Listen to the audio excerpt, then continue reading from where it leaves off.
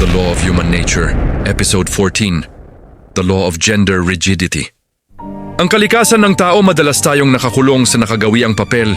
Lalaki, dapat matapang, babae dapat maalaga. Inaasahan ng lipunan at sinusunod natin madalas kahit hindi natin napapansin. Pero sa loob ng bawat tao may spektrum ng kakayahan, lakas at sensibilidad, lohika at damdamin, pagiging assertive at pagiging maunawain. Ang matitigas na gender roles humahadlang sa potensyal. Nagdudulot ng frustration, galit at hidwaan. Pinipigilan tayong ipakita ang tunay na sarili. Ang may master sa human nature, kinikilala ang buong sarili. Hindi sumusunod sa inaasahang molde. Binabalance ang masculine at feminine energies sa loob nila. Kung kapit ka sa mahigpit na papel, nawawala ang authenticity mo.